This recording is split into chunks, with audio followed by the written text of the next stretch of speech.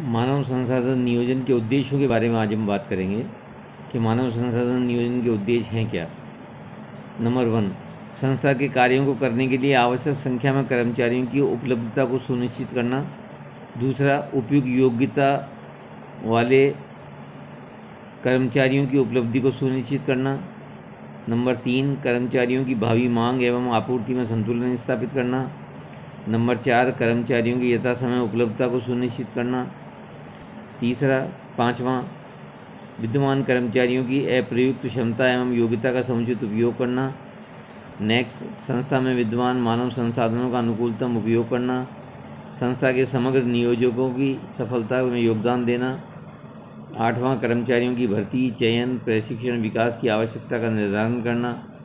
Next, कर्मचारियों के लिए पदोन्नति एवं विकास के द्वार खोलना। नेक्स्ट, प्रबंध विकास कार्यक्रम का आधार तैयार करना। नेक्स्ट, परिवर्तनों के प्रबंध की सफलता को सुनिश्चित करना।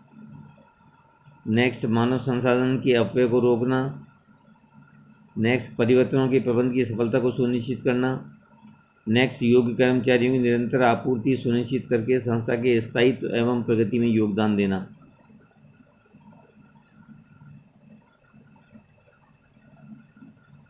अब मानव संसाधन नियोजन की आवश्यकता और महत्व क्या है या लाभ क्या है, उसके बारे में बात करेंगे। आज की तारीख में मानव संसाधन नियोजन सभी संस्थाओं के लिए आवश्यक हो गया है। इसकी महत्व को कोई भी संस्था नकार नहीं सकती। प्रत्येक संस्था की सफलता में इसकी भूमिका अत्यंत महत्वपूर्ण रहती है। संक्षेप में मानव संसाधन नियोजन की आवश्यकता महत्व निम्न प्रकार है। नंबर 1, कर्मचारियों की भावी आवश्यकता का निर्धारण। मानव संसाधन नियोजन का महत्व इसलिए भी है कि यह कर्मचारियों की भावी आवश्यकताओं के निर्धारण में सहायक है। नेक्स्ट, भावी आवश्यकताओं का सही निर्धारण कर लेने से संस्था में आवश्यक कर्मचारियों की उपलब्धि सुनिश्चित रहती है। किंतु दूषित मानव संसाधन नियोजन या इसके अभाव में कर्मचारियों की कमी या अधिक की स्थिति बनी रहेगी। हमारे देश में आज हमारे देश में आज सही मानव संसाधन नियोजन के अभाव में अनेक दुष्प्रभाव उत्पन्न हो रहे हैं। केंद्रीय सरकार, राज्य सरकार ने राजकीय उपक्रम यहाँ तक कि निजी उपक्रम सभी अपने कर्मचारियों को स्वैच्छिक सेवानिवृत्ति योजना VRS के अंतर्गत सेवानिवृत्त होने के लिए प्रेरित कर रहे हैं। इन सभी में पहले कर्मचारियों को अनियमित रूप से भर्ती कर ली गई थी। नेक्स्ट, सही स्थान पर सही व्यक्ति की उपलब्धि। सही स्थान पर सही व्यक्ति की उपलब्धि सुनिश्चित करने के लिए मानव संसाधन नियोजन अपरिहार्य है। मानव संसाधन नियोजन न केवल कर्मचारियों की परिमाणात्मक आवश्यकताओं को निर्धारित करता है, बल्कि उनकी गुणात्मक आवश्यकताओं को भी निर्धारित करता है। फलतः इससे संस्थाएं अपने लिए भविष्य में योग्य व्यक्तियों की आपूर्ति सुनिश्चित कर सकती है तथा सही व्यक्ति को सही स्थान पर लगा सकती है। मानव संसाधन नेक्स्ट, योग्य उत्तराधिकारियों की उपलब्धि। मानव संसाधन नियोजन इसलिए भी उपयोगी एवं आवश्यक है ताकि संस्था में योग्य उत्तराधिकारी उपलब्ध हो सकें। प्राय देखा जाता है कि मानव संसाधन नियोजन के अभाव में संस्था में उच्च पदों के लिए उपयुक्त व्यक्ति ही उपलब्ध नहीं होते। अच्छे एवं योग्य व्यक्ति अन्यत्र चले जाते हैं। फलतः जब एक योग्य उच्चाधिकारी सेवानिवृत्त होता है, उसके स्थान की पूर्ति के लिए अन्य सुयोग्य व्यक्ति उपलब्धि नहीं होता। हमारे देश के राजकीय उपक्रमों और राष्ट्रीय बैंकों में यह स्थिति सदैव ही देखी गई है। यहाँ तक कि सर्वोच्च पदों पर कई महीनों तक, कभी कभी तो वर्षों तक भरे नहीं जा सकते। नेक्स्ट है परिवर्तनों का सामना। मानव संसाधन नियोजन परिवर्तनों का सुनियोजित रूप से सामना करने में सहायक है।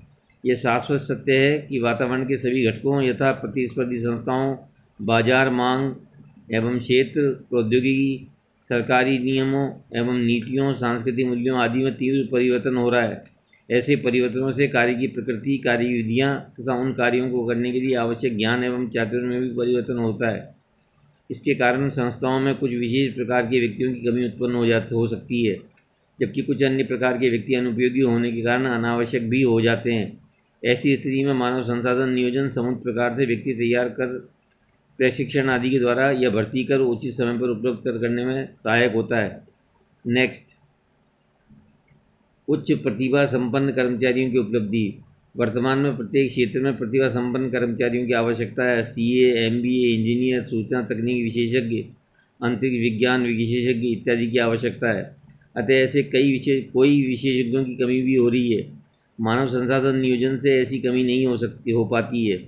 मानव संसाधन नियोजन प्रतिभा संपन्न व्यक्तियों की आवश्यकता निर्धारित करता है, जिससे यथावत समय उनकी प्राप्ति के लिए यहाँ तक कि शिक्षण संस्थाओं से सीधे ही प्रयास किए जा सकते हैं।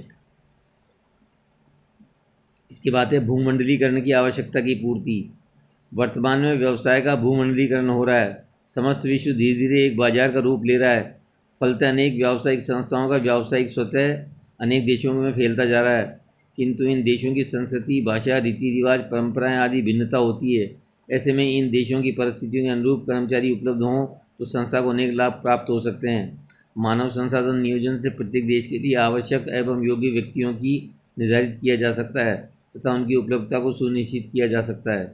इसके बाद निवेश का सदुपयोग। प्रत्येक संस्था मानव संसाधनों की प्राप्ति, प्रशिक्षण एवं विकास में भारी धनराशि निवेश करती है। प्रशिक्षण तथा अनुभव से धीरे धीरे मानव संसाधन संपदा का मूल्य भी बढ़ता जाता है। प्रत्येक संस्था इस संपदा में निवेश किए गए धन का दीर्घकाल तक सदुपयोग करना चाहती है। मानव संसाधन नियोजन कर्मचारियों को दीर्घकाल तक संस्था की सेवा में बनाए रखने में सहायक होता है। इसी से निवेश का सदुपयोग संभव होता है। इसके बाद है सही वर्गीय कार्यों का आधार। मानव संसाधन नियोजन इसलिए भी उपयोगी है कि सही वर्गीय कार्यों के लिए आधार प्रस्तुत करता है। इस नियोजन से प्राप्त सूचनाओं के आधार पर भर्ती, चयन, प्रशिक्षण, विकास, पदोन्नति, स्थानांतरण आदि सभी सही वर्गीय कार्यों को संपन्न किया जा सकता है। इसके बाद है स्थानांतरण समस्या का समाधान। वर्तमान में कर्मचारियों में स्थानांतरण का विरोध करने की प्रवृत्ति देखी गई जाती है। फलतः उन्हें एक स्थान से दूसरे स्थान पर स्थानांतरित करना कठिन होता है। दबाव की स्थिति में कभी कभी अच्छे कर्मचारी संस्था भी छोड़ जाते हैं। इससे संस्था को हानि होती है और संस्था की समस्या भी हल नहीं हो पाती, किंतु मानव संसाधन नियोजन के द्वारा इस समस्या का निवारण किया जा सकता है। ऐसे नियोजन में स्थानीय, क्षेत्रीय, प्रादेशिक आधार पर कर्मचारियों की आवश्यकता का निर्धारण करके इस समस्या का समाधान खोजा जा सकता है। नेक्स्ट है पिछड़े एवं कमज़ोर वर्गों का संरक्षण। प्रत्येक संस्था का सामाजिक दायित्व भी होता है कि अच्छे मानव संसाधन नियोजन से इस दायित्व का निर्वाह का प्रयास किया जा सकता है।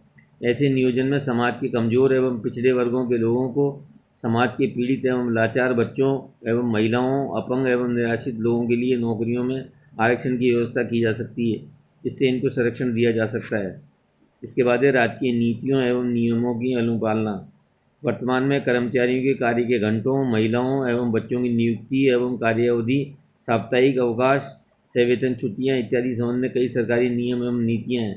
राजकीय उपक्रम में कार्यालयों में तो नियुक्ति एवं पदोन्नति में आरक्षण का नियम भी है।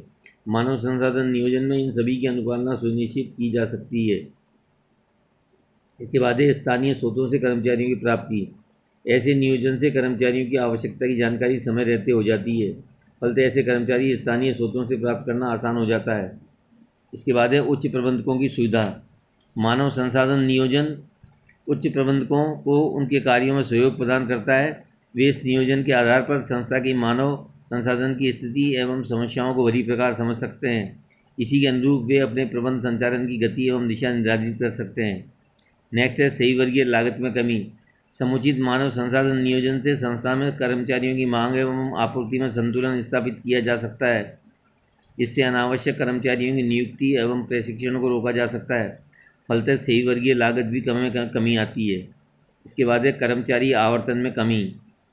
मानव संसाधन नियोजन से उपयुक्त योग्यता वाले व्यक्तियों को समुचित संख्या में नियुक्ति संभव हो जाती है। फलतः न तो कर्मचारियों की छंटनी की आवश्यकता पड़ती है और न ही कर्मचारी को संस्था छोड़कर जाने के इच्छुक होते हैं। फलतः कर्मचारी आवर्तन दर में कमी आती है। इसके बाद है निर्बाध संचालन। मानव संसाधन नियोजन आवश्यक कर्मचारियों की उपलब्धता सुनिश्चित करता है। इससे संस्था छोड़कर जाने वाले, अनुपस्थित रहने वाले इत्यादि तत्वों को ध्यान में रखा जाता है। फलतः आवश्यक कर्मचारियों की उपलब्धता सदैव सुनिश्चित की जा सकती है। अतः संस्था में उत्पादन, विक्रय इत्यादि सभी कार्य निर्बाध रूप से संपन्न होते हैं।